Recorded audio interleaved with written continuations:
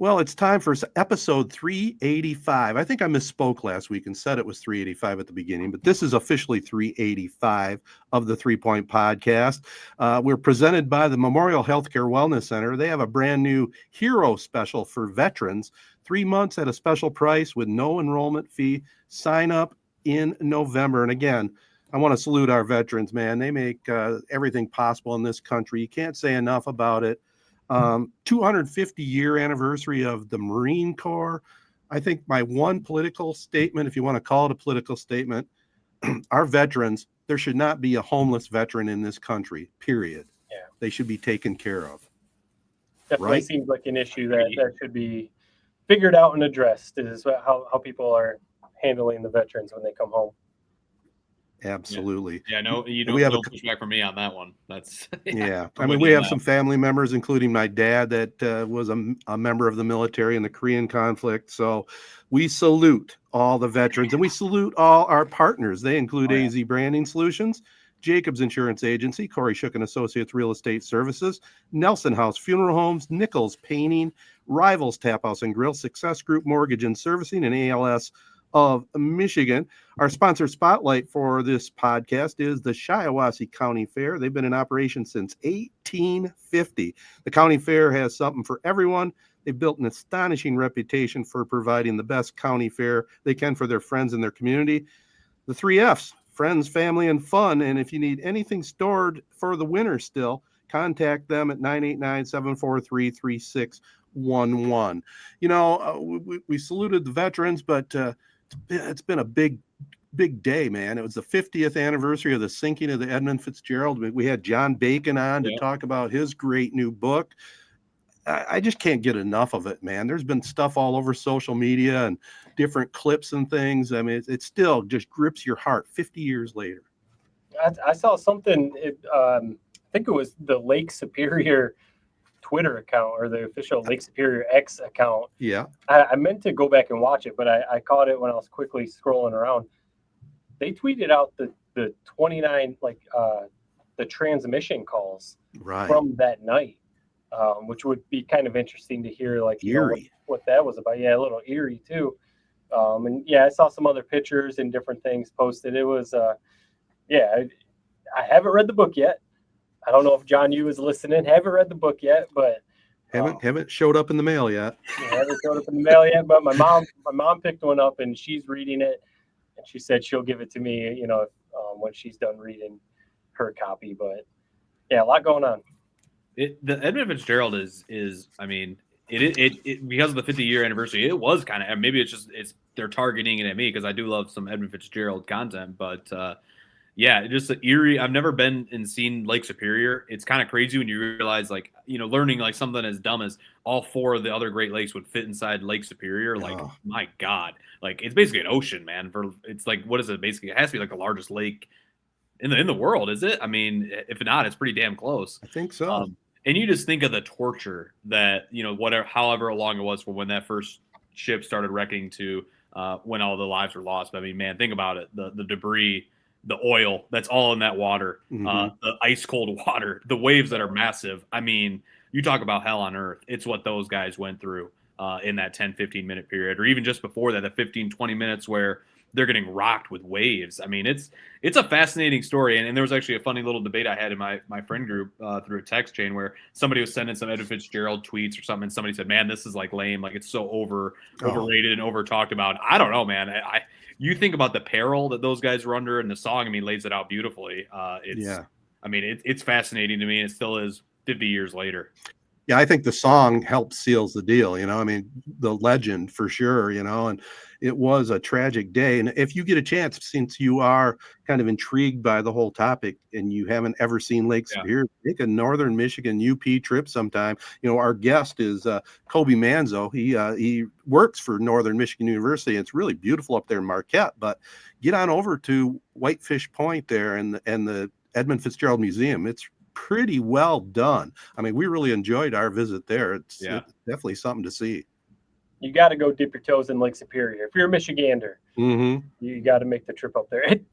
I've told people too before that have never been. They're like, oh yeah, up there, at Lake Superior. I'm like, depending on where you're at in the lower peninsula, it might be like a 10-12 hour drive. Sure. It's not just like a quick little jaunt up to Lake Superior. So you got to make a weekend of it. I did look it up. It is the largest freshwater lake by surface area in the world. Gotcha. Not by volume, but by surface area. Right. Probably the deepest and coldest too, right? I mean, it's unbelievable. Well, we have a great show for you listeners tonight. We have Kobe Manzo of the D1 Rejects. It's kind of like a mini version of College GameDay. You're going to want to check out our interview with him, and we'll, of course, get into our other great topics, which include the Lions, college football, and the Prep Spotlight, and we'll get it all rolling right after this.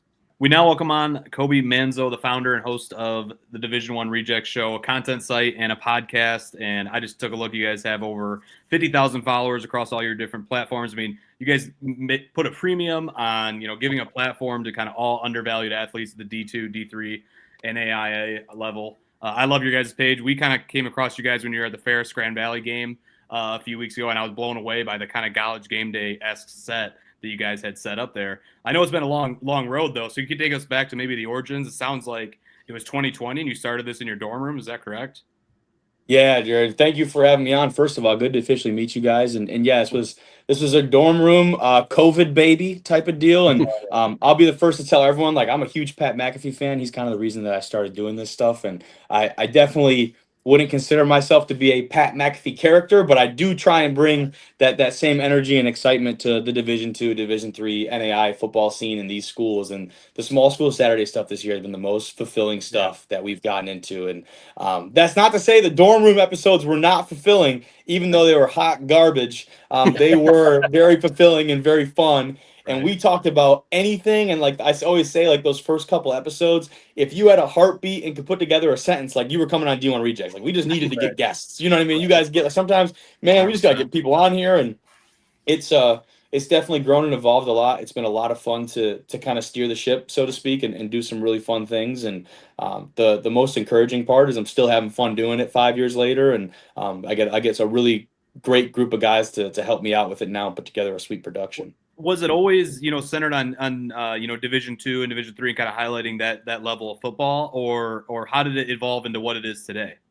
It was originally just D2, so it's going to be D1 Rejects or D2 Dorm Talk, and I figured we weren't going to be in the dorm forever, so that got scrapped pretty early on. And, my background's in Division II, playing and now working up at Northern Michigan. I got definitely a little bit of a GLIAC bias. I'm not going to sit here and say I don't.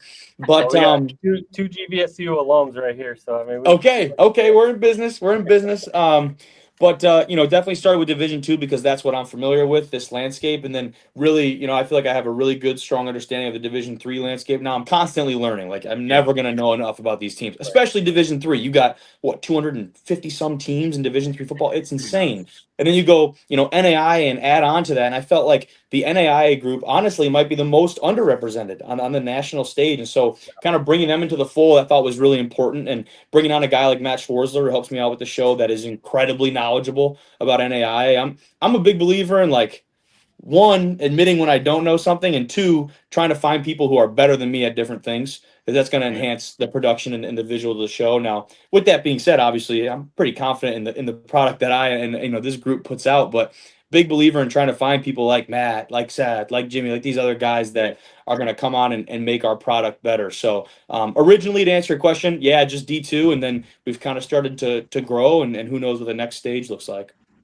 Well, hey, we definitely know what it was like through COVID, trying to continue to do a podcast or, some sort of show. We started a few years before. And one thing that we hang our hat on is we continued pumping out podcasts every week. Consistently. One, because I think we needed something to do. All of us, we need something to do, but also we wanted, kind of like what you said, we wanted to keep going with it. We didn't want to let COVID, knock us off our tracks or whatever. We had some momentum going. So we definitely understand. There's some weeks too, man, where you're like, man, there's some weeks even now I'm like, man, you get to get back from a live show on a Saturday and we're like turning around to do a show on a Monday night, a pre-record. I don't want to do a show this week sometimes, you know what I mean? But then I'm like, no, we got to keep rolling. Like, you have to build on that momentum. And it's come to a point now where it's like, you always in the back end are like, oh, I'm glad we did that. I'm glad we went out and did that. But sometimes you guys get it, man. In the moment, you're like, man, maybe we just take a week off. And then 1 week turns into a month and you're like, whoa. Well, that's kind of, I mean, yeah, it's similar. I've said, talked to some people at work or whatever about doing podcasts, and not that like I'm some expert or whatever, but we've been consistently doing it. And I think that's the big thing. It's kind of like working out. If you get into a groove with your exercise routine, and a vacation or a sickness kind of knocks you off of that routine, it's the same with podcasts or a show or something like that. And it's very easy to get off the track than it is to get back onto it. But just flexing a different muscle. Exactly. Kudos to you guys, though, for keeping it going and continuing to grow. And I know you guys were in Big Rapids at the Anchorbone Classic, and Ted was down there for that game. Oh, man, that was major. Yeah, it was awesome environment. And your guys' show, I mean, it was really cool to see the coaches on your set. And thank you. All the interviews and everything. I mean, it really is. You mentioned Pat McAfee. You guys put on a College GameDay-esque production, and it is really impressive what you guys do. I want to ask you about that. Like College GameDay recently, I mean, I feel like they always have been, but they've recently really picked up some maybe negative headlines because people think they're only going to SEC schools or they're only going to, the big matchups. And you guys kind of have a different approach. You're trying to showcase the NAIA or the D2, the Anchorbone, and some of these other ones. You guys you want to, I guess, have that focus, like, let's showcase some of these schools and these rivalries that mostly everyone else wouldn't even have heard of. Is that kind 100%. Of one of you guys' mindsets? Yeah, I think there's kind of like a balance, right? Because you still, at the end of the day, you still want to cover good football. You still want to cover these teams like the Ferris States, the Grand Valleys of the world that have these top tier programs at our level, but might not be a household name, whether it's in the Midwest or across the country. And I think there's a really unique balance that we hit with a lot of those. You talk about some of these games that we've been to in semi-recent history. Northwood and Findlay is one right away. Just a week and a half ago or so, 2 weeks ago now. No, just a week, man. It feels like time is starting to flip together. But just a week ago, we're doing a show at Northwood. They're taking on Findlay. These two schools, Northwood's got an enrollment undergraduate of less than 2,000 kids, and they've got a hell of a football team. Coach Buer and company down there have been rolling. Findlay, kind of the same deal, institution in Ohio that doesn't have maybe the largest enrollment. These are two teams that are potentially playoff teams. And so to me, it's finding a really good balance of where are the most interesting stories and where are the best football. And when those things meet, it becomes really, really special. And that feels like a layup for us. The Anchorbone was a layup for us. That was one that we reached out to their athletic department very early on in the season and pitched them this idea. So that's not to say that we're never going to go to the very, very small school that maybe is struggling. But at the same time, we want to promote a good product. And so are we going to go and do a show with two teams that are 1-10? Probably not. You know what I mean? Like, it's just, you gotta go where the audience is now. Let's say the greatest story in the country is there. That could be a little bit of a different deal. The Battle of the Ravine this weekend is a very interesting story. Of course, Reese is going to catch a ton of flack because he went out on social and teased it, and now they're going to Notre Dame and Pitt. And so, that's one that neither of those teams, I'll have to double check. I don't think either of those teams, Ouachita or Henderson, are going to be playoff teams, but that is one of the coolest rivalries in all of college sports. Right. So that would be one that I'll tell you now, if we weren't in Fenway, we had a couple other ones lined up that we were very interested in going to, but I'll be the first one to tell you, I'm not giving anything up for this Secretary's Cup game. Yeah. Kobe, I'm always interested in the sales aspect of things. I'm a longtime salesman, semi-retired right now, and full-time podcaster, as you can tell. Well, congratulations, man. That's awesome. But I got a question for you. You've evolved, like you said, from the dorm now to, the campus, and you're traveling. How are you able to fund that? You building up sponsorship? How's that all work out? The sponsorship part is something that we very, very recently started to get into. We are part of the Walter Camp Football Foundation. We got the Gridiron 1880 Creator Network is something that we are a part of now. And so we've partnered with them on a couple of different posts and initiatives. That's something that fits super seamlessly into our brand. And I've had, I've been very fortunate to be incredibly picky about the people that we get into bed with, so to speak, as my camera does an absolute 180 on me.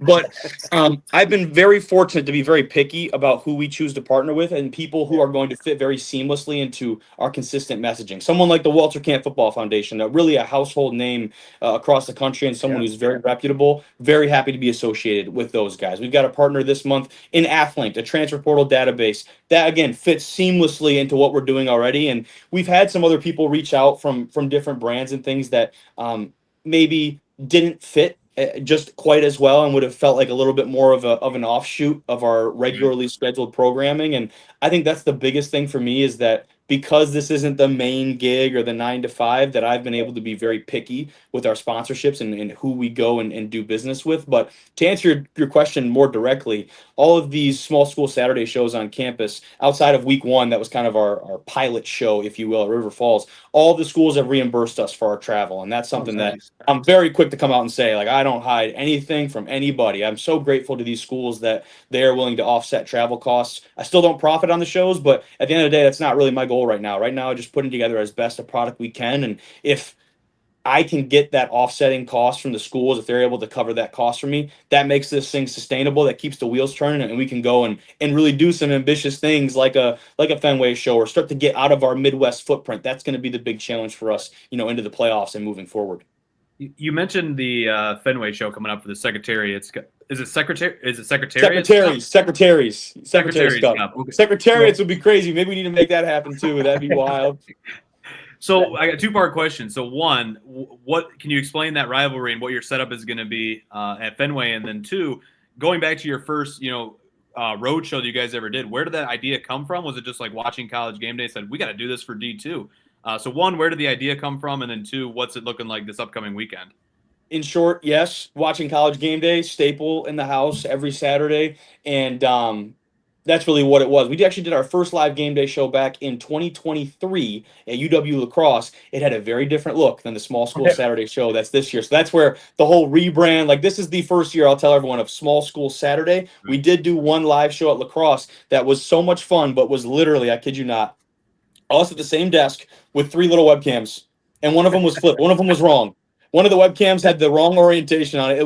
The presentation was not the best, but it was still a great time. Right. We froze our butts off, and that kind of lit something in me to try and, when we brought this thing back, to revamp it and put it in a better place. So that's the long answer there. And then this weekend, the Secretary's Cup, traditionally the last game of the regular season here in D3 football. You've got the U.S. Merchant Marine Academy at Kings Point. You've got the U.S. Coast Guard Academy. The 2, to my knowledge, only federal service academies or Division III football teams. They play for what's called the Secretary's Cup. And it is a very unique rivalry. This is the 45th installment of the Secretary's Cup. And this is actually the first game that will be played at a neutral site and not at a home field of one of the 2 institutions. So what a better way to kick that off than Fenway freaking Park, man. So we are going to be out in left center field, right in front of the Green Monster. They're doing what they call Fan Fest out there pregame from 9 to 11 a.m. on Saturday. They're going to have, I actually just got an email from one of the guys over at Coast Guard. Sounds like between 1,500 and 2,000 people are already signed up for Fan Fest. So we're going to be smack dab in the middle of that, trying to elevate what's already going to be undoubtedly an awesome game day experience. And then we'll stick around for the game, of course. What did you? If you're doing a show in front of Fenway Park, I mean, you're well on your way. And if you're getting your travel costs covered by the schools, you're doing something right. I mean, I appreciate that. I like to think so, man. It's been, like I said, it's been so much fun. I think every time, the most telling piece of this year for us has been, after every show we do, it sounds so stupid, but we do it every time. We look around, we do like a little fist bump, and we're like, for lack of a better term, holy shit, guys, that was our best show. Like, with that, right. Every time we sit there, look at each other, and we're like, oh my gosh, that was our best show we've ever done. And every week I've certainly felt like that, and we continue to add and grow and improve. And to be honest, I hope that never stops. I hope we think like that every single time. Yeah, and I mean, I think it, in talking to people who I've worked on Game Day, and I know producers, and I know people who work on NFL Live and NFL Count, all these shows, similar mindset as what you guys are doing. What I'm trying to say is you're going to continue to evolve. I mean, you have your formula. You're going to a site for a football game. You're going to try and get a couple coaches, maybe some players, maybe some former players, something like that. You kind of have your formula, but you got to try and continue, like, all right, how are we going to take it to that next step? Because, last week we crushed it in Big Rapids. Anchor Bone Classic was awesome. But what's the next thing we can do? And Fenway. I know those conversations happen. Those conversations happen every week for College Game Day. And that's what, with Pat McAfee. All right, what's the next thing we can do? All right, we're going to high dive at Miami in a speedo. Yeah, whoa. So, like, what kind of conversations do you guys have other than, like you said, it's not your 9 to 5. So you're also working around your day job and everything. So, what are the conversations you guys have to be like, all right, we've got our formula. but what can we do to kind of step it up, knowing this isn't your full-time job? I think we have a really fun blend because we have guys like my brother Cade and then Jimmy at the desk who they'll be the first to tell you they don't know squat about production. They have no idea what goes on in terms of the actual production of the show, but they bring great energy. They do their homework. They're great on camera, and we have a blast together. Those guys are great because they have some big ideas on things that we maybe should do. Seth and I have a little bit more of the production background of the ins and outs, the connections, all the deal of the actual production. And so a lot of times, Seth is a very big thinker too. They come up with this sometimes crazy idea or sometimes a more reasonable idea, and then it becomes, let's pitch the craziest thing that we can think of, and then maybe what usually happens is to scale it down 1 or 2 times, and then we think of what we actually can execute on. So one thing recently, for example, that we've been talking a lot about is, man, how do we get away from the desk more? How do we find ways to get out from behind the desk to be more involved with the people there? And so we're picking up like a wireless HDMI transmitter. We're going to have a gimbal cam that will move around and maybe show off some different parts of the fan experience, maybe do some remote interviews on the field or get away from the desk and try and showcase a different part of campus or that setup location. Yeah. So it always starts as a kind of bigger idea, usually based off of a college game day or something. And then we end up starting to knock it down a few pegs until we actually find something we can execute on. And we have a really good blend of some guys who think really big picture and some guys like myself that are like, all right, well, how do we actually implement this and do this? So I think every good company, like I hate to say that we're a company, we're a company. I hate to talk about it like that, but we are a company. Any good company or group of individuals or team, I think is a much better word to describe us. Any good team has people who have, both mindsets. What is there any games like, so when you mentioned the Secretary's Cup, like I'd never heard of that until 20 minutes ago when I was on your page. So that's awesome. And then like you think of the Battle of the Ravine that's been getting some headlines, over the last couple of weeks with Game Day maybe teasing maybe they might go there. Is that kind of your guys' purpose? Like, hey, let's show off how awesome a lot of these spots are that people might not know about. Is that kind of your guys' thought process with a lot of these games you guys pick? 100%, man. I think for me, the big thing I talk about with these host sites is that, one, most importantly, we're there to enhance your game day experience. The people that are in that venue, on that campus, that's our number one priority, to add something to that game day experience. We're not going to be the reason that someone does or does not show up for the game. We're not going to override the game. The football game is very much the main focus. We're there to supplement that. And the people there are our first priority as Buzz starts to make his way into the corner of the camera shot. But that is always going to be the main priority. But the other side of that is that we are drawing in a national audience. There's a reason we're talking about football games all over the country and not just Coast Guard Merchant Marine, not just Northwood Finley. The hope and goal is that people, we're talking about, I'll throw a random one out here. We're talking about Friends University taking on McPherson and KCAC action in the NAIA, the Falcons and the Bulldogs. And some fans from that Friends University team or from McPherson, they tune into the show maybe to hear about their team because we know we're previewing it. And all of a sudden they're like, man, where are these guys? They're in the middle of the woods. This is Northwood University. I've never heard of this. Like, what? They've got a really good team. Oh, wait, maybe I'll stick around and hear this coach talk on the show. So I think to answer your question, the reason that we do this kind of national preview is to draw in these eyes and to help. Maybe educate is the wrong word. I certainly wouldn't think our show, I wouldn't categorize as an educational production, but it is to bring more eyeballs and awareness to a lot of these unique teams and stories from across the country. And if nothing else, I hope that's what we've accomplished so far this year. I mean, I think it is educational. How many people tuned in? I keep going back to the anchor bone. How many people tuned in to your guys' broadcast there that maybe didn't know anything about it? But that's a really good point. Yeah. They heard something about Ferris State. They heard something, like, man, because of Trinidad and Chambliss, I keep hearing about the Ferris State School. Oh, now there's this show at the game, so it can be educational. Sure. Absolutely. I think you definitely are opening the eyes past the SEC, past the Big Ten, Notre Dame or whatever. I wanted to ask you, I brought up Trinidad Chambliss. I know, Ted, you probably got a couple more to jump in with, and Jared, you too. I bring him up. And I think one thing that he has done, there's been a bunch of other players, but he's been one that's really obviously made headlines this year. There's really good football players in D2 and at other levels than just D1 in the ACC, SEC, American Conference, wherever. What do you guys think about that? You played in the GLIAC, so you know it very well. Some of your teammates there at D1 Rejects, you guys played. Is that also part of the mission to be like, hey, listen, I know maybe these guys aren't going to be number one picks in the NFL draft. They're not going to be, you're not going to see them in the first round in the NFL draft, but there's some really good football being played at this level if you are someone that appreciates football. I know, Ted, I mean, the three of us, we love football just like you do. Yeah. Ted said after the anchor bone, and we knew it, but he was like, I don't want to take your words, Ted, but it was a really good football game. Like, awesome. The quality of football was really high. Is that also part of what you guys want to do? Not just showcase the schools, the rivalries and all that, but be like, hey, man, this is some really good football. This isn't just a bunch of scrubs.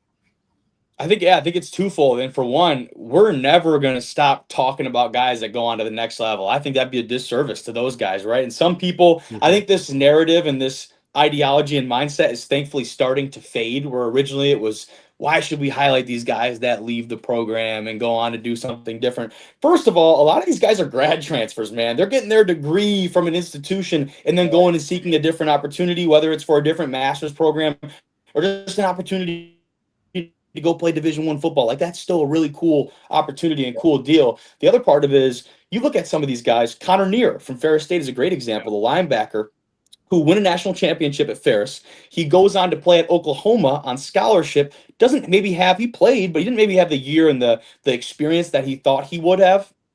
Gets back in the portal. Where does he go? To another, Big 12, SEC, whatever. He comes back to Ferris State and wins another national championship with the Bulldogs. And actually saw him at the show and at the Anchor Bowl, and it was cool to catch up with him because we had him on the show. Yeah. But to me, I'm always going to highlight those guys that go on to play well at the next level. One, because, yes, there's really damn good football at D2, D3, and NAI. There's a ton of guys that any year could go up and play at the next level. And two, like you said, and I know people have, every once in a while you see a tweet on the timeline, I can't reiterate it more. Don't think you're better than D2 or D3 or NAI until you go and watch a quality small school football game, man. You talk about some of those guys that show up to these games in the GLIAC or the NSIC, the MIAA, the Gulf South, whatever it is. You're going to find some really quality football, and I think it's going to be a very eye-opening experience to think, oh, I thought these guys were Division II. They weren't going to have the same size or speed or athleticism and, those kind of things as the D1 counterparts. Yes, there's differences. I'm not going to sit here and tell you it's the same thing. But what I also will tell you is the gap is not as large as you think. Right. So, yes, to answer your question in short, absolutely part of the mission is to show the quality of football that is at these lower levels. I think that goes back to what I said earlier of there are some schools that maybe would be sweet to get to, but are just having really struggling years potentially. Right. And part of that would be a disservice to go and showcase that product, because we want to showcase and elevate the best product of small school football, as my camera is absolutely freaking out on me tonight. But we want to showcase the best part of small school football. So I want to go show the best product every week, because if that is someone's first impression, like you kind of alluded to earlier, it better be a good one, or else you're going to lose them. They're never going to come back and watch. Right. Well, I want to go back to you. Okay. I first of all, this is the first time we met, obviously. And I really appreciate your passion, your hustle. I can tell, from seeing a lot of things that have been down the road, you scratch your head and you go, man, why didn't I think of that? And I think you're at that point. I really do, Kobe. I think you guys got something really that could grow into something pretty big if you guys keep pushing forward. So congratulations on that. Thank you very much. I just want to get a little bit more background on yourself. What high school you went to. I know you went to Northern Michigan. I have some ties up there. One of my best friends played football up there. Actually snapped the ball to Mariucci back in the day, and that's a whole nother story. But give us a little bit about your background. Well, first of all, what was the name of your friend? Randy Thayer. Okay, I'm trying to think. That one does ring a bell, and we actually just had the 50th reunion, a celebration of that 1975 national championship team. I had the opportunity to interview Mooch when he was up here. It was a fantastic experience. He is awesome. Him and Izzo have been incredible to work with, and my chances to interact with those guys up here in that capacity. I do all of our photo and video for Northern Michigan now for all of our athletic teams. That's kind of my background, is in that production, hence some of the crossover to D1 rejects. My degree's in multimedia journalism, hence the broadcast portion of that. I went to Lake Orion High School in Oakland County down there by Clarkston, Oxford, Rochester. OAA red football is legit. I'll say it's the best in the state for sure. Played a lot of big time names. Those West Bloomfield teams are always loaded. Going back and forth with Donovan Edwards and those guys throughout high school was awesome. And I was really fortunate to Lake Orion had an incredible broadcasting program from Roger Smith and company. Our television production workshop class was a fantastic foundational piece for me, and that set me up so well coming into Northern. And I won't sit here and tell you that Northern's multimedia journalism program is one of the best in the country, but you know what? That's got multimedia journalism on the paper, and that's all I needed, because I knew that I could come over here and carve out some opportunities for myself, and I was very fortunate to get an athletic and academic scholarship that covered most of my cost up here. So I've known generally what I wanted to do for a long time. Now it's just kind of figuring out how to make that a reality, I guess. How was luck. The Northern Michigan Michigan State basketball game last year? Man, probably the coolest event I've ever worked in my entire life. Yeah. It was. And I don't say that lightly. I think I've been to some really, really neat things. I've been to a Cortica Jug game in MetLife, Ithaca and Cortland, one of the biggest D3 rivalries in all of sports and football especially. But that was one of the most unique and cool events. And everyone floats this saying. Izzo said the same thing. It felt like a mini Final Four inside the Superior Dome. It was something truly special. It was the largest indoor event in the history of the Upper Peninsula. And we've had presidents come up here and speak, and it outed that. So it was a really unique, one-of-a-kind experience. The court in the middle of this football venue and arena. I'm up in the rafters, hundreds of feet up, taking some photo and video during the game, and just kind of had a chance to sit back and take it all in. What a special time to help try and put Northern Michigan further on the map and tie it in with some really incredible people. Izzo is one of the coolest dudes around. Him and Mooch are. They have a reputation of that because they truly are like some of the sweetest people that you get to shake hands with and meet. And that event opened my eyes to a lot of the bigger event coordination and some of the things that go into putting on an event like that. But also was just a really neat deal to see how me and my growing team up here, digital media wise, are starting to stack up with some of the best. For sure. Well, you talk about the scale of doing an event like that. You guys are continuing to grow. I would assume it seems like you guys are continuing to grow. You're heading out to Fenway Park. What's the goal? It's not your 9 to 5 right now. It seems like you really love working for Northern Michigan. You love what you're doing there. Is the goal at some point for this to be your 9 to 5 and you guys not only just do one football game a week, but maybe come basketball season, you're going somewhere on a Tuesday and then you're going somewhere on a Saturday? Like, is that the goal, to have a whole production team? You're not the one setting up the camera. You got people setting up the camera for you. Like, is that your guys' goal? Or right now, is it kind of a fun hobby, it's definitely superseded hobby status, right? I think it's hard to categorize, but got the LLC filed in August, I believe. So it's kind of officially cleaning up some of the business end of this. And I figure if we're going to be doing this on a little bit larger of a scale and trying to offset some of these costs, let's do this thing the right way and kind of set it up the right way. So definitely, I think we've gone beyond hobby, maybe into like side business. I don't want to say it like that. Maybe more passion project is the better way to put it. But my goal and intention has never been to make it the full-time gig. If that does happen, I'll be the first one to tell you that's pretty awesome. That's pretty freaking cool that I could make that happen. But that's never really been the goal or intention. And I do believe if that was to be the case, it would be exactly like you said. We branch this thing out and we start really diving in to the hoop scene, to baseball, to hockey, whatever it is, those other branch outs. How do we get into different markets, engage different people throughout the course of those respective seasons? That would have to be it. I don't know what that looks like. I do enjoy my job here at Northern very much. Not sure what the next chapter of that looks like for me either. Trying to maybe get behind or in front of the camera rather, as opposed to behind it more so in my role right now with the Wildcats. But that's a very long way of saying I have no clue. I have no idea. Well, one thing about it too that just popped into my head. One thing about it too, and it's not to say that you guys would lose your authenticity with it, but you hear about it with. I mean, frankly, you hear about it with stuff at ESPN. You hear about it with restaurants when they grow too big and, they lose their authenticity. Mm-hmm.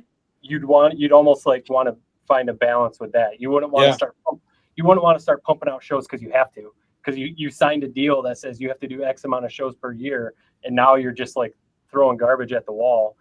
So like there'd be a balance, right? Like, yeah, man, it'd be awesome to do that full time and to be covering hockey and all these other sports and stuff. But I think, from what I've watched of what you guys do, it's genuine. You guys love it. It's authentic. And you go to some really cool events. So, like you said, you wouldn't want to start just going to events because you had to fill the paper and you had to fill out the schedule. No, so I think that's important. I feel like that would be something to think about. It's hard to, it's definitely a hard thing to balance sometimes, because right now it's like, man, I get done with the Northern gig and I come home and I'm like, all right, what do we got to do? Like, what do we got? What do I get to do? I'm big about that too. I got a group of now a little over 20 interns up here at Northern that are divided up between photo, video, social media, and graphic design that are really fortunate to have work with me and help me in this role that I have, and also provide them with some good experience, some hands-on experience while they're still in school. And to me, I tell them all the time, get to, not have to. Don't say have to, because you're going to start, you say it enough, you're going to start believing it. So every day I finish my job, and I'll take my own advice. I come home and I get to do D1 rejects, and I get to try and figure out what we're producing this week or prepping for a show. So like, as soon as we get off this call with you guys, I'm gonna go hop on with Seth and Jimmy and Cade and the guys, and we got to start putting together this rundown for this Fenway show. We got to start, knocking out. Okay, where do we fit in these guest interviews? How do we fit in some of these feature stories? When are we cutting to this graphic? How are we? You know what I mean? Those kind of different small details. So there's definitely a balance. I don't know what it would look like if there was no main gig. That'd be a really interesting deal to just wake up and just solely focus and pour all of my energy into this channel. And what I really hope I wouldn't get burnt out of it. I don't think so, but you never know. It'd be a very different deal. And I've seen a lot of people that have taken that route in their respective fields, and it doesn't pan out maybe the way that they thought. And you never know. It's kind of a daunting thought and idea to go all in on something like this, but maybe that is in the cards. I could see it, man. You guys are growing rapidly. I mean, it's impressive what you guys are doing. Thanks for the time, man. We really appreciate it. You're a busy guy. We're excited to see what you do this upcoming Saturday. Is there any other games outside of this weekend that you can maybe tease, or any projects you guys got in the works? Well, trying to do some playoff shows for sure. That's going to be a fun one. Now, fortunately or unfortunately, depending on how you look at it, our men's basketball team here at Northern is going to Puerto Rico December 17th, and I will be on that plane. So we're going to take a little bit of a break from the D1 reject stuff, because I will be, I guess, is that technically out of the country? Puerto Rico is kind of on that, like, you know what I mean? They're part of the U.S. Yeah, right. So out of the continental U.S., I will say. There you go. In terms of other projects, I think something that's really cool is that we've got schools talking about, all right, well, can we get you out here next year? Can we put something on the books for next year, right? We're talking about going down to, maybe I shouldn't get into like specifics, but one of them is like the Key to the City game, Augustana and Sioux Falls. They share that Sioux Falls area, and they play for this incredible trophy. And we weren't able to get out there this year, but maybe next year that's something that's in the cards. Or some other big time games. We've had some schools start reaching out about trying to schedule those things out into the future, and that's really cool. I won't lie to you. That's a really cool feeling of these guys coming to us and not me cold emailing a bunch of schools and athletic departments. It's very, very refreshing, very sweet. That's awesome. All right. Well, that's Kobe Manzo of D1 Rejects. Make sure you follow him on YouTube, Twitter. You guys have a website as well. Make sure you check out their game upcoming on Saturday, live from Fenway Park. That's going to be awesome. Thanks again for hopping on, man. We appreciate it. Thank you guys, man. Appreciate you very much. All right, guys. How fun was that? Kobe, a lot of energy, and you can tell he's got something going there with the D1 Rejects. It's an impressive go-getter, man. I mean, 24 years old. I'm 2 years older than him. And what they're building right now, and the logistics that they have to, we talked a little bit once we got done recording about, all the gear they pack up in their van and ship out to these locations, and the 2-hour setup they have. And just the foresight to, like, so somebody would think like, oh, it's just game day. It's like, it's just college game day. Like, what idea is that? It's a freaking hell of an idea, man. Do this for D2, but most importantly and most impressively, putting the legwork behind it. I mean, you check out their website. It's impressive. It's not just their small town or small school Saturday show they do. I mean, it's tours of campuses. It's interviews with coaches, with players. I mean, it's an impressive machine they got rolling. So it's if you haven't checked it out, definitely check it out. They were just at Grand Valley and Ferris State a couple weeks ago. So pretty cool stuff. Yeah. Well, you kind of said it. The comparison obviously is the game day, and a lot of people could try to pull something like this off, buy a couple cheap cameras, set up a little table, do their version of game day. And that's about as far as it would go, because if people want to actually tune in and then come back and watch next week. And maybe people will watch Ferris and Grand Valley because maybe they went to Grand Valley. But if you want people to tune in next week, tune in the following week, see where they're going the next week, you got to put on a good show. And, he's got the energy for it, obviously. They know what they're talking about. He talked about how they all educate themselves. So they know the players, they know the coaches, they know the rivalry. if you're going somewhere to cover a game, you got to do your homework and know what you're talking about, because those fans, they'll know if you didn't. If you go somewhere to a game and you don't know the history of the program or the history of the rivalry, the fans they'll know right away. And if the production value isn't good, obviously he has a production background, so that helps. So really, I mean, I'm saying all this to say, like, man, they're checking all the boxes. I mean, I know he kind of didn't say like he had a plan for it to be a full-time gig, but you had to be impressed being a guy that knows exactly what goes on. I was gonna say I almost wanted to get his number and be like, hey man, let's talk a little off air, huh? Right. Heck yeah. Well, it's a very cool thing for sure. And when they go to these college sites and they get head coach Tony Anise and the Grand Valley State coach on pregame, I mean, right, that's a pretty big deal right there. Big deal. Well, the number one endorsement is, I mean, the teams are paying for them to go out there, and teams are wanting them to come back, and teams are wanting them to come to their school. I mean, because it's showing off these unique, like the game they're heading to this week in the Secretary Cup, man. Never would have heard of it. And now I'm like, what the hell is this game? I got to like look this up and read the Wikipedia page about it and watch some of their live show. It's like D3 schools are playing at Fenway Park. It's like you hear some of this stuff and it's kind of unbelievable. So yeah, pretty cool interview, and it's going to be fun to see where they take that thing, man. Absolutely. Well, let's chop it up a little bit on the Detroit Lions. A bounce back win over the Commanders. I'm out in DC, as a matter of fact, right now recording this. I almost went to the game. I won't go into the whole long story, but I could not believe how cheap the tickets were. As a matter of fact, it's $24 right before kickoff to get into the stadium and watch it in 2 seats. Or if you wanted to wait till like a couple minutes into the game, it was down to $17 to go to an NFL game. Crazy. I was talking to some coworkers. I have a couple other friends who are Lions fans, lifelong Lions fans, like we are, and we were talking this past weekend about prices for NFL games. We were talking about the Panthers, and even though the Panthers are playing a little better the last few weeks, before that you could get into Panthers games for the same thing, $10, $15 to go to an NFL game. And they were like, yeah, but the Lions were probably that cheap back when, they were 0-16. And they've never been. Like, no, they've never been. Because one, they had a new stadium, so they had to pay for that. Before that, they had Barry Sanders, and they had some good teams. It's never been cheap to go to a Lions game, and now it's even more expensive. So, to see that, $20, I'd be curious what the story is, why you didn't go. But that's tough to turn down. Mostly old age and logistics. That's pretty much it, I mean, and plus we were out here for family things. So we decided we really seriously considered it. I mean, I kept getting on my phone telling Lana, my wife, like torturing yourself. It's down to $30. You're just torturing yourself, man, looking at those ticket prices. Because I mean, it is crazy.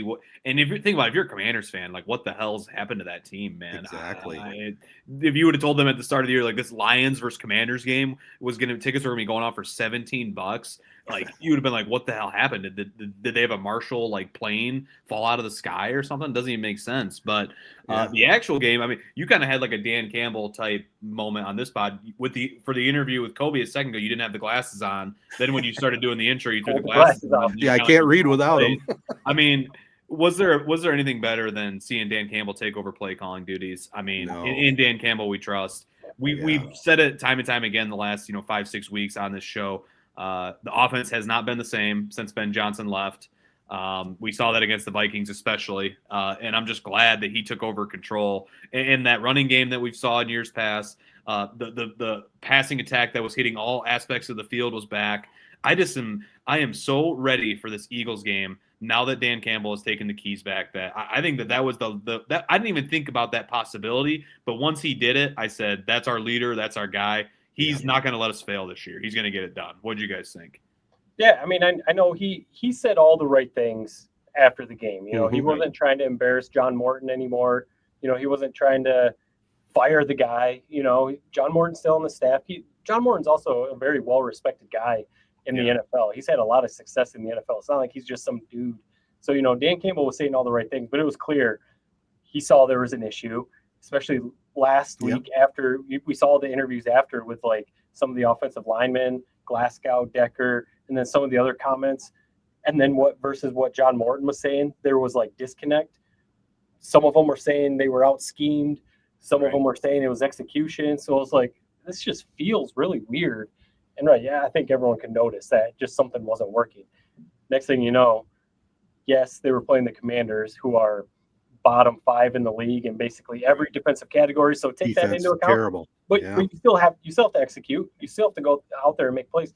J-Mo has his best game of the season. Gibbs goes off 3 touchdowns. Jared Goff, I mean, looks like an MVP type quarterback. So it's like, all right, maybe this whole time it's been Dan Campbell's offense. And then, Ben Johnson came in and put his tweaks on it. And now we're back to running Dan Campbell's offense. Maybe that's what it's more coming down to. I think so. And I think, it was really tremendous coaching by making the move when he did. He didn't let it sit around and fester for a couple of weeks. He came in and cleaned it up.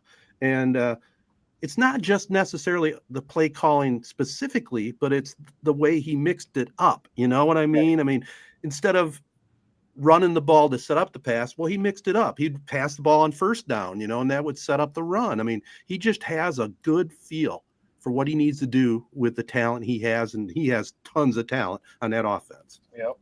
Yeah, it just was the running game is back. I mean, again, it's a good point. The Commanders' defense is putrid, but something about the vibes, and I don't know. I can live if our offense sputters out and it's Dan Campbell calling the plays. Mm-hmm. Just the way it was looking when I hate when coordinators are up in the booth. Sometimes you get like that mad scientist type vibe when they're up in the booth, but it just wasn't connect. There just wasn't that connection that we saw with Ben Johnson, where it just felt like the quarterback and the coordinator were in lockstep. And I think we're getting that back with Campbell calling the plays.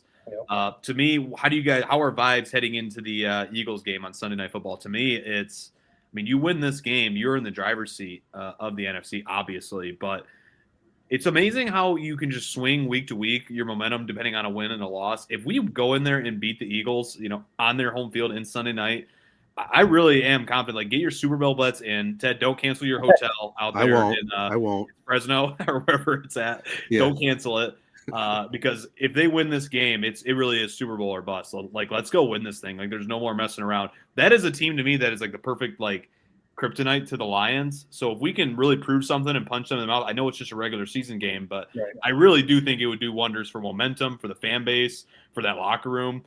Just for everything. So I think it's all chips are pushed to the table. Let's go win this damn game Sunday night against the Eagles. Yeah, they'll be ready, and they have the extra day rest too, which helps a little bit, I think, as well. That'll help too, and the motivation because they need to. Yeah, they lost to the Packers, lost to the Chiefs, and lost to the who else spanked them? Lions or the Eagles? The Lions. Who was their third loss this year? Now I'm blanking on who. Vikings. The Vikings. Who the Vikings? I know they kind of slipped a little bit, but basically people are taking shots at the Lions, also saying good teams they've played, they've lost to. They've only been beating the bad teams, the Ravens and the Commanders and the Bengals and stuff. So, and the Bears right now are ascending. So it's kind of like, yes, the Lions. This is a statement going to Philly, beat the champs, but the Bears, I think they go and play the Vikings, who they very well could beat the Vikings. If the Lions lose, Bears win. Bears are in first place of the division. So as important as it is, like what you're laying out for the Lions to make that statement, I mean, literally they need to win to stay above the Bears. So it is a really big game. What do you think about Ben Johnson? I mean, he seems to has it going there with the Bears now, and he seems to have it figured out. Why did he have to go to our division? That's what I want to know. I'd like to root for the guy, but I can't. I know. The Bears are one of those franchises that I'm always like. I know they're supposed to be our rival, but I'm always kind of rooting for them because they're always fucking it up. It's like they're the Jets. It's like when you think they're back, they end up losing. They're kind of the lovable losers. But Ben Johnson, man, I've said some negative things about him in the past, especially with the whole J-Mo play in the playoff game last year, and then kind of just how he left. I thought was a little bizarre. You gotta love Ben Johnson, man. I mean, the way he dials up the trick plays, and we saw it a couple weeks ago where they like 3 or 4 trick plays in one game, all of them hit for big time plays. I love it, and I know there's a big time matchup coming up at the end of the year with the Lions. That who knows what that's going to decide? Home field advantage, maybe a playoff spot for the Bears. Maybe maybe our season falls apart and it's a decided playoff spot for the Lions. I don't expect that. Knock on wood. Right. But no, I love Ben Johnson. Can I tell you guys this is maybe more of an indictment on me. The one story that I can't get enough of, or player rather, and it's a debate every Sunday in my group chat. JJ McCarthy. I don't know what to make of this guy. Right. One quarter he's the best quarterback on earth. The next quarter he's looking horrendous. It's like whatever play you flip on, you're going to be wrong, no matter what you think of this guy. Is it just me? What is it about JJ? I know he's our Michigan guy. There's something that I can't take my eyes off when he's starting. I can't take my eyes off his box score if I'm not watching. Like, I'm very invested in the JJ McCarthy story. I don't know why. He's one of those right now. He seems very boom or bust.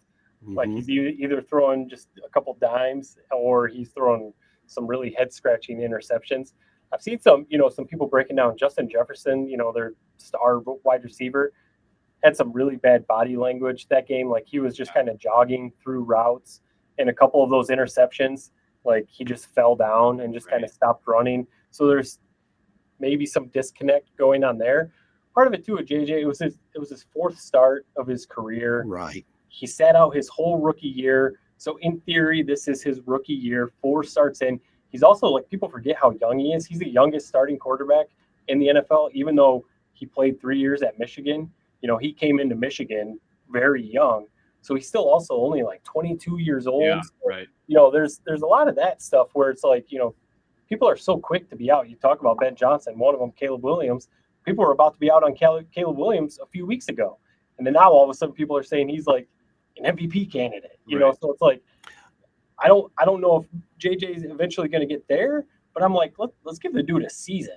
Let's give him a season. It's kind of gone back to that old adage. Remember when they draft a quarterback with a high pick and he'd sit for a couple of years and learn from the quarterback that's there. And we're kind of getting back to that. Some of these guys have new life now, like Baker Mayfield for one, Arnold. there's, yeah, absolutely. So maybe the trend is going back to where they need a little bit more seasoning before you really make a judgment on them. Right.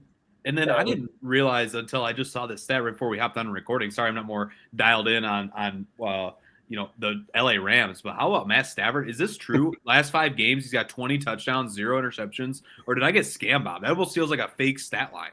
He's on MVP pace, man. It's unreal how I thought for sure this was going to be kind of a year where it's like, wow, this is like Peyton Manning with the 2015 Broncos. Like the injuries have just caught up. He's not that guy anymore. He keeps churning, man. And there's nothing he wants more than to knock the Lions out of the playoffs. Right. I've mentioned in the past that I'm kind of like the LA Rams, Detroit Lions game I'm kind of bored of. But with him having this resurgence in an MVP type season, and how it's become pretty routine rivalry with us and them that we're now playing in the playoffs seemingly every other year. That's a game that I hope I'm going to be scared if I'm a Lions fan, but that's a game I hope is in the works. That'd be a fun one. That matchup, man, it would be fun to see those two go. That would be a fun one. And I mean, Stafford, I saw some people throwing around that he might be one of the more underappreciated players in the history of the NFL. Could be. I mean, he's going to be a Hall of Famer. I think everyone knows that, but you just never hear anyone really talk about him. Partly maybe because he played on a lot of really bad Lions teams, but I did just see a stat too. He finally, with their win this past weekend, finally got his overall record up to 500. I had that in my notes, man. Yeah. That's a stat right there, man. That's how bad the Lions were for the first, whatever it was, 12 years of his career. It's just wild. Now that we've seen what Stafford is, and you look at the talent he had on those teams, man, Calvin Johnson, Ndamukong Suh. I mean, Calvin Johnson, maybe best wide receiver ever. Matthew Stafford's a Hall of Famer. How, deteriorated was the foundation of the Lions franchise where they couldn't get a goddamn playoff win out of that? It is kind of crazy to look back and think, man, they never really quite put the pieces together. And we'll blame, the pass interference on Ebron, or that wasn't on Ebron, the pass interference in the Cowboys game and other bull crap like that. But my God, I mean, it's on the coaches, it's on the ownership, which finally we got new ownership, or at least a new person calling the shots. I don't know. It's just crazy how night and day we feel as a Lions franchise now that Dan Campbell, Brad Holmes, and that whole regime has taken over. 100% turnaround. I mean, it's, I'm the old dog of this podcast, and I've seen a lot of bad Lion teams, some pretty decent ones too, but this era is by far the best I've ever seen, and Dan Campbell, man, Hall of Fame coach, possibly for him as well. I got one other quick stat to throw out here about Jahmyr Gibbs. He's just the 5th player to score more than 40 touchdowns before turning 24. Puts him in company with Barry Sanders, Emmitt Smith, Jim Brown, and Randy Moss. Not a bad start to a career there. Not bad. And to think that he's been splitting carries. I know. For most of his career. So it's just kind of crazy to think about. Well, first place Lions at the Eagles coming up. That's going to be a lot of fun. Sunday night. Oh, baby, my wife doesn't like that. She doesn't want to wait all day to watch that game Sunday. Well, it's not just the wait all day. It's you're going to be up until at least midnight. Yeah, no. And that crowd's going to be on fire, man. Sunday night at Lincoln Financial. It's a daunting test. That's why if the Lions win that game, man, let's go get that bye and let's go win the Super Bowl. Amen. Well, let's take another little short break and come back, talk a little college football right after this. All right, guys, I want to start. Really, we didn't have Michigan or Michigan State play last week, so we don't have a lot to get into. There's some big college stories, but I want to just talk a little bit more about Ferris State. What a classic game, 51-45, 2 overtimes over Saginaw Valley. I mean, Tony Annese has had some battles with Ryan Brady since he's been over there, but he's won them all. It's 24th straight W for Ferris, clinched the GLIAC championship. Our guy, everybody has a bad day at the office 100%. Once in a while, and Wyatt Bauer had a bad day at the office, but he's going to bounce back. But for Ferris to overcome, 5 turnovers, 3 interceptions, a couple fumbles, bring in Chase Carter off the bench in relief with 4 touchdown passes, got to give that kid a lot of credit. Yeah. But I put that win pretty much completely on Tony Annese. No team wins with 6 turnovers, right? It just doesn't happen. It was an all-time great game, and I'll be honest, that's what I watched that whole game. I didn't watch a second of any D1 game during that time. And man, you wonder what Saginaw Valley State is thinking. If you can't win that one, and Ryan Brady's really built a good program. I mean, they already had a historic win earlier this year against Grand Valley, first time in eternity they beat Grand Valley. Then you have the number 1 team on the ropes with the GLIAC championship on the line. You know that they're probably kicking themselves. I don't know. Were you watching the game? All of it. Guys? I was shocked they didn't go for the win a couple different times for 2. I just wonder. It felt like with how that first half played out and all those turnovers, that Ferris was the better team, and they really started showing it in that second half. That the longer that game went, you knew at some point Ferris's talent and their coaching was probably going to prevail. Yeah, you wonder what would have happened if they would have went for 2 and one of those couple more than the end of regulation, which there was still a couple minutes left in the game. But at the end of the first overtime, when Ferris scored right away on the first play on a halfback option, I think then when Saginaw Valley scored that touchdown, that would have been definitely the time to go for the 2. Nobody would have blamed him if they didn't get it. It was a perfect opportunity to do it. Yeah, because it almost felt like I was tuning in a little bit. I was a little busy at work and stuff, but you guys were definitely keeping me up to date. But yeah, that's kind of the vibe I got. It felt like what you said, Jared. The longer you keep this game going, Ferris is probably going to prevail. So, hard to question Ryan Brady's, decision, but maybe go for 2, go for the win. I wouldn't have questioned that. Right. It was a heck of a game, though, that's for sure. And then going to the big boys, what a finish on Indiana and Penn State. Maybe the greatest college football catch I've ever seen. Maybe the greatest call by a referee I've ever seen. Oh, by the referee. Okay. I thought you were going to say Gus Johnson. No. Listen, can we have the Gus Johnson conversation real quick? What is going on? And Ted, we'll defer to you because you're the play-by-play guy. Is he become like a character of himself, like a caricature of himself with some of these calls? I love the energy. I love the enthusiasm. But to me, it's almost like these last 5 years, and I'm not sure when it started. It almost was like maybe those Michigan wins over Ohio State, where like what was that call? People, but here's what I'm realizing though too. Some people are calling it the best call of the year, and I'm like, I don't know. I hated this call. What did you guys think? I thought it was just bizarre. He started doing that more often. I'll give you my take on it. I mean, like I think I texted you. I thought he was going to stroke out. I mean, he lost it completely. But in fairness, and I'll give it to you from a broadcasting point of view, if that completely came from the gut and he just lost it because he was so excited, God bless him. God bless him, man, because that's what it's all about. But right. I can't say either way if it was, because it was one of the more bizarre calls I have ever heard.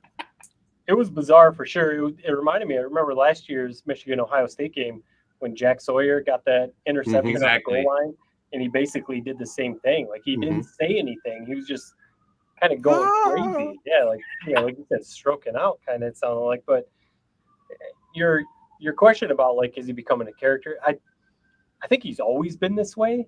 I almost feel like he's tried to ramp it up a little bit, and he didn't need to ramp it up. Right. With him, it's either a love or hate thing. Yeah. I think people either love Gus Johnson on the call or they absolutely cannot stand him. But right, like you said, he didn't need to ramp it up because, if you go back to his calls 20 years ago when he was calling college basketball, it was great. He really made his career. But yeah, I like Joel Klatt. He's a little homer, obviously, with the Big Ten, but I'm a little out on Gus Johnson. But yeah. He doesn't need to ramp it, man. I mean, he's already on 10 when he walks into the booth. We don't need you to ramp it to 20. It was like he was like talking to he was like making a baby voice, like talking to a baby. Right. Hey, baby. Like that's what was like weird. I don't know. Anyway, it was an all-time game, all-time catch. You're right. Sometimes you want, like, if you're a referee, you call that a touchdown. You would hope you just call that a touchdown, and you have that initial burst of energy and emotion, and then if it's wrong, let's correct it after the fact. Right. But you're right. He nailed it. All-time catch, all-time drive. I mean, the Heisman debate has been kind of there's never been a more wide open Heisman, in my opinion. And they maybe made the point that it was a Heisman moment for Mendoza for Indiana. Where do you guys lean? I guess Mendoza is probably the favorite as of now. Probably the front runner. It just doesn't seem like your typical runaway Heisman like we usually have every single year. It seems like. Right. I mean, I feel like it comes down to the quarterbacks, Julian Sayin, Ty Simpson, or Mendoza at Indiana. It seems like. Yep. I mean, you hate to say it, but Julian Sayin at Ohio State he's tearing it up too. That's but unreal. Hopefully, in a few weeks, Michigan brings that back down to earth. But right. Yeah. Speaking of Michigan, they have an interesting game at noon on Saturday at Northwestern playing at Wrigley Field. That'll be kind of a cool vibe. Yeah, I'm nervous about it. Him and Joel Klatt will be there calling that game. Yeah. It's gonna be an awesome. I think it's gonna be a really fun game. I think it's gonna be a good game.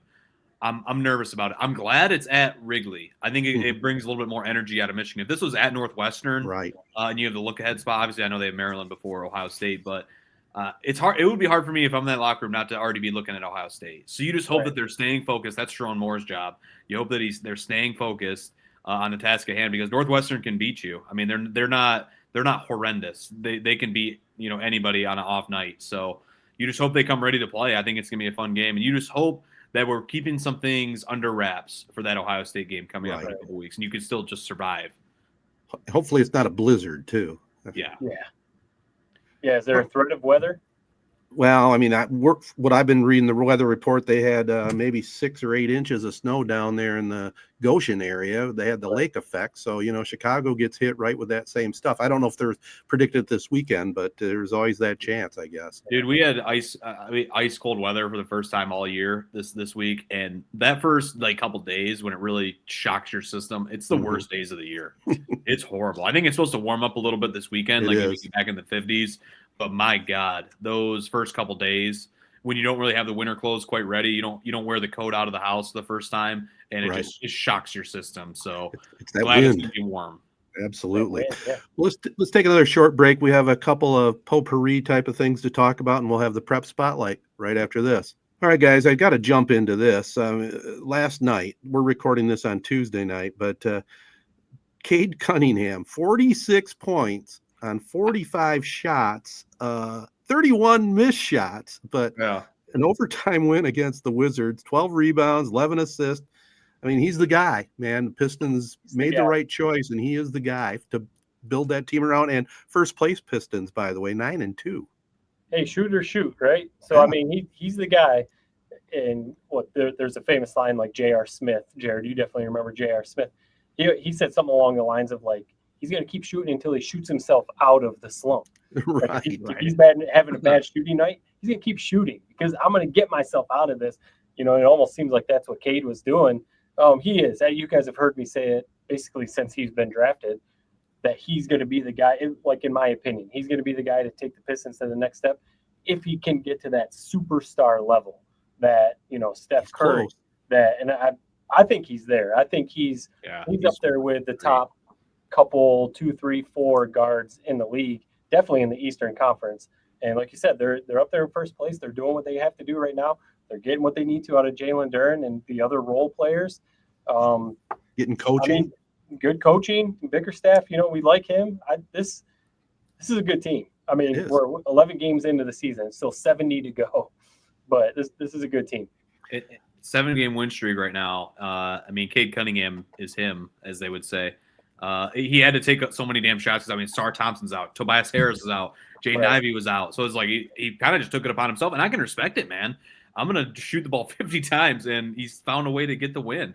The Wizards have to be sick after that game and missed a few clutch free throws down the stretch.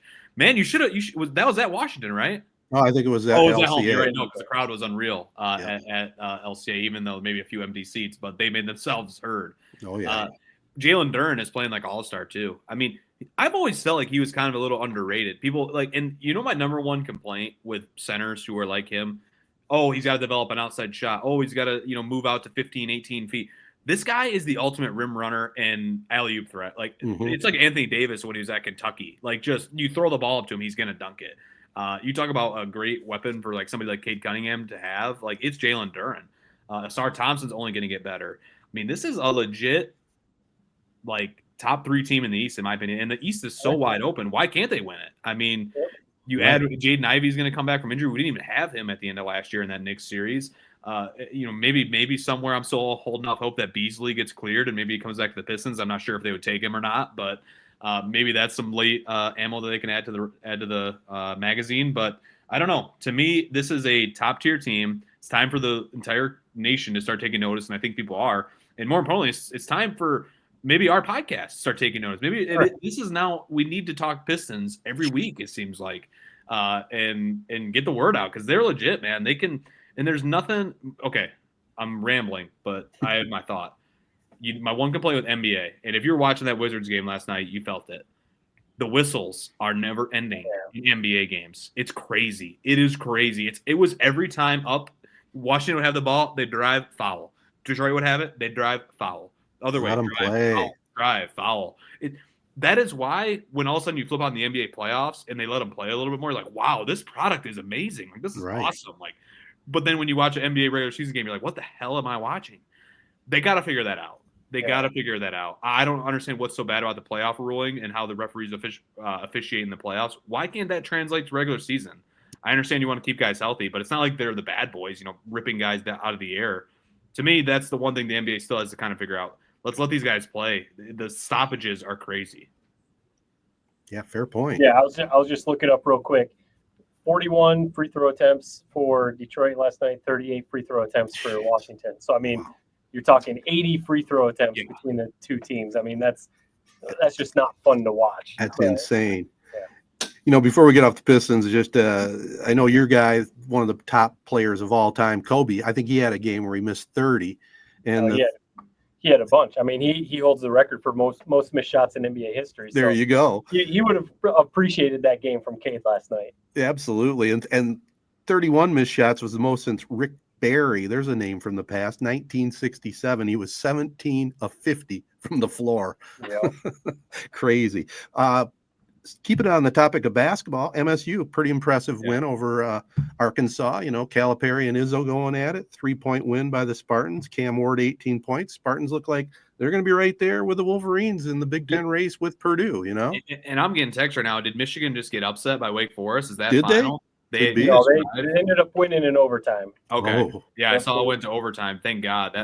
That feels good to escape that. But that Arizona or Arkansas game is, to me, it's always such a good reminder. The Izzo and the Breslin is freaking unreal. What an advantage that is. I saw a stat, like, Izzo hasn't lost, like, in November other than, like, one time. I think it was a JMU or something like that, like, in November at the Breslin. Like, it's such an advantage to play there. And that was a good college basketball game. I mean, Darius Acuff from Cass Tech a few years ago, he transferred to, like, IMG or wherever after he won a state title at Cass Tech, but he was impressive. I think Calipari took a lot from that game for Arkansas. I think Michigan State getting a win. They still have some stuff to build on, obviously. Only shot 7% from 3. So if I'm a Michigan State fan, it's a big win. You don't want to crown yourself after a November win. It's basically meaningless when you look at it that way. But the one thing that would be concerning is the 3-point shooting still isn't there. Right. And that's been the Achilles heel for them in the tournament for what feels like, 5 years running, really since Cassius Winston was there. So if I'm Michigan State, I'm excited. I'm cheering. That's a big-time win. But my God, they got to figure out the shooting, man. Why are they still stuck in 1995 with the 2-pointer being king? Right. What is going on with them? Right. Yeah, Michigan needs to improve some 3-point shooting too. I mean, they had, I think Michigan was up about 12, 13 at half, so they kind of fell apart in the second half a little bit. But these are like, we're in November. Like, if Michigan State would have lost to Arkansas, it would not have been like MSU season is over. Right. If Michigan would have ended up losing this game to Wake Forest, Right. sure, would have sucked. Would have sucked. Would have been like, oh man, tough loss. But we're in November. Let's see where we're at in February and March. Yeah. Well, the Spartans do have another big game. That one thing you got to respect is some of their non-conference schedule they put together. They got number 9 Kentucky coming up in about a week at Rupp, so that ought to be an interesting one. That's a good one. Absolutely. All right, let's get to the finish line here, boys. We have the Prep Spotlight presented by the Jacobs Insurance Agency, local, independent, and trusted.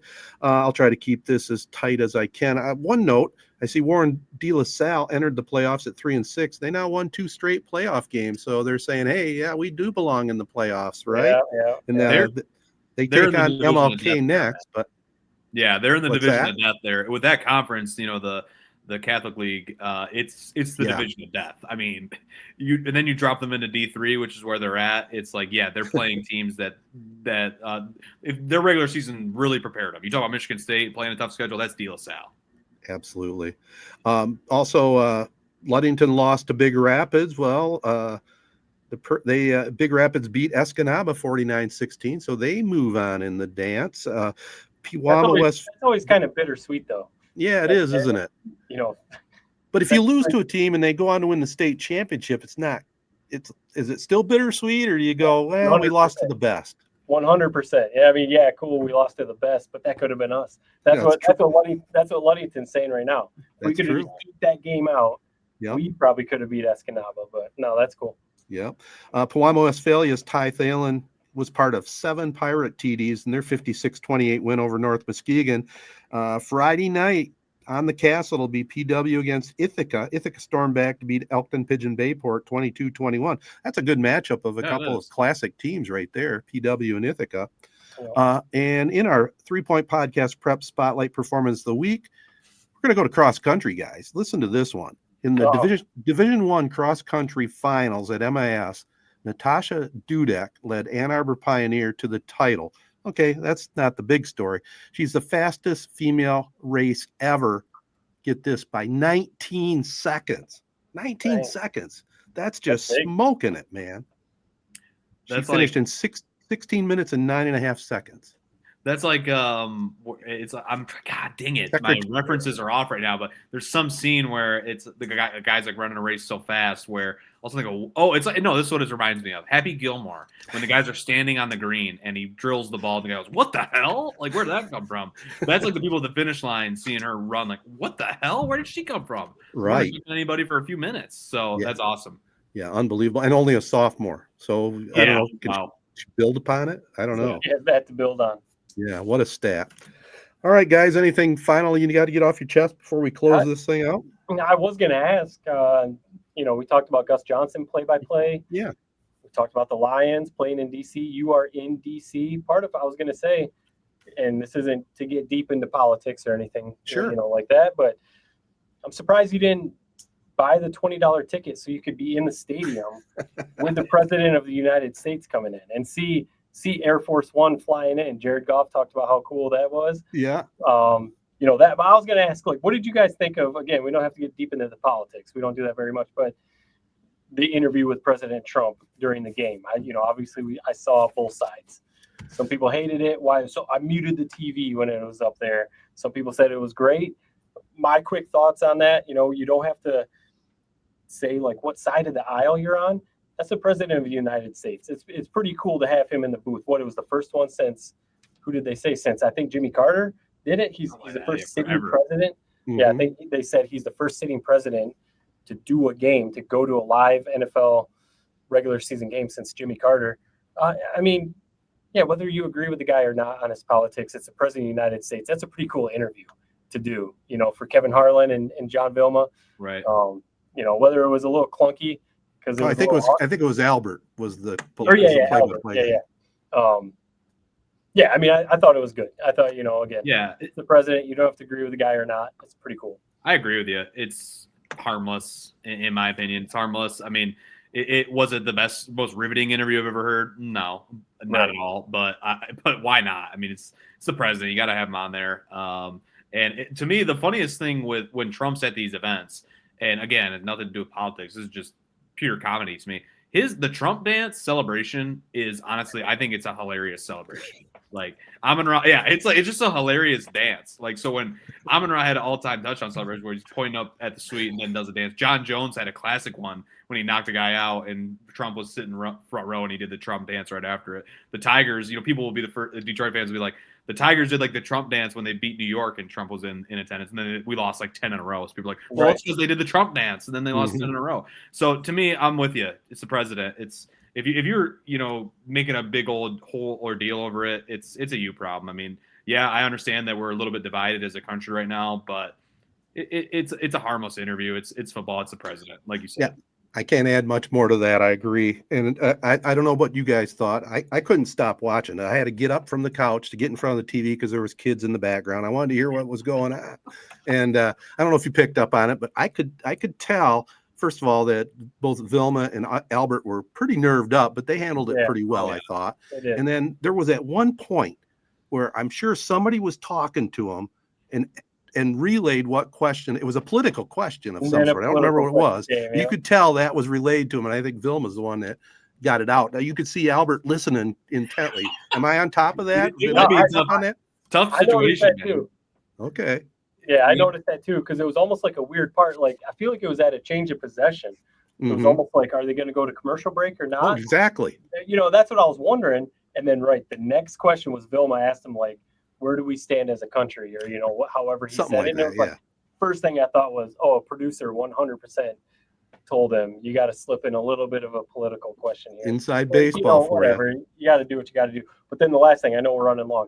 Ted, how would you handle an interview like that? Like, do an interview with the nerved up. President. Are you kidding me? I said they may have been a little nerved up. Yeah, I'd have choked. I'll be honest with you, I'd have choked. I mean, I get nerved up when we have decent guests on here. Right. Yeah, it's that's a big time interview, and like I said, that's like you think Jonathan Vilma ever like I'm guessing they sprung that on him probably Monday or Tuesday when Trump announced that he was going to the game. Like, wait, what? Like Jonathan Vilma never thought in a million years just me sitting there doing a 10-minute interview with Trump like that. Right. So I'm with you. I thought they did a pretty solid job. It was harmless. I thought a couple decent laughs in there. So yeah, I'm with you. One thing I did learn, I mean, we know Trump can spit it out, never know what he's going to say, but he didn't really have the concept of play-by-play. No. when they gave him the mic. No, they kind of threw that at him. He's I was running around like during the game. I'll be honest, I didn't watch every second of it. I was, busy, with life. Right. Unfortunately, but yeah, I didn't. What was the big takeaway? I saw like he called like basically said like whoa or something like that during a touchdown. I don't know. Yeah, I guess that was just basically me rambling. Well, what did you take away from the interview? What was the number one thing from it? In other words, let's just end this podcast, man. I'm talking gibberish. Kind of what you said, that there wasn't much to it. They asked him about his high school playing days or something. He didn't really say a whole lot. He tried to make some. Yeah, Vilma said, "You get 6 or 7 touchdowns." He said, "No, I never scored a touchdown." Yeah, Vilma tried to make the 6-7 joke, and Trump didn't really pick up on that. The play-by-play thing was a little weird, and so kind of like what you said. There wasn't a whole lot to it, except that it was Trump. Dude, last thing I'll say, the 6-7 thing, Matt, you're probably in the hell of it with it right now. Oh yeah, it's overboard. It's a little annoying, but I will say, it is awesome when you see at these games when a team will score like 67 points and there's kids like the kids literally lose their minds when you score 67 points. So although I hate the trend, it's just showing that I'm old, that I don't get it. But when kids are going nuts, it's hard not to appreciate and love this trend that is this 6-7 thing, because kids freaking love it, man. Oh, they love it. My daughter, if the temperature is 67, she'll point it out on the car. Look at it, says 67. She was doing her like reading the other night, and apparently something in her book said 67, and she yelled downstairs from her room. Yeah. Mommy, Daddy, book says 67. Cool. Right. All right. Everywhere, man. Yep. Everywhere. Yeah. Well, I don't get it whatsoever, but that's just me. Yeah. All right. Let's close this one out, guys. We're brought to you by Memorial Healthcare's Wellness Center. Make sure you follow the Wellness Center on Facebook. Download their new Wellness Center app. for all wellness center happenings. Also want to thank our other partners, AZee Branding Solutions, Jacobs Insurance Agency, Kori Shook and Associates Real Estate Services, Nelson House Funeral Homes, Nichols Painting, Rivals Taphouse and Grille, Success Group Mortgage and Servicing, Shiawassee County Fair and ALS of Michigan. Our next Z92.5 game of the week, it's a good one, Friday night, 7 o'clock from PW. Pewaukee, Westphalia's Pirates taking on the Ithaca Yellow Jackets. Casey and Bart will be there on the call. And we also want to send special thanks out to our guest, Kobe Manzo of the D1 Rejects. Had a lot of fun talking with him. He's got a good thing going there. Keep it going. And definitely check out their stuff on the socials for sure. All right. Peace and love, everybody. Be kind. Thanks for listening.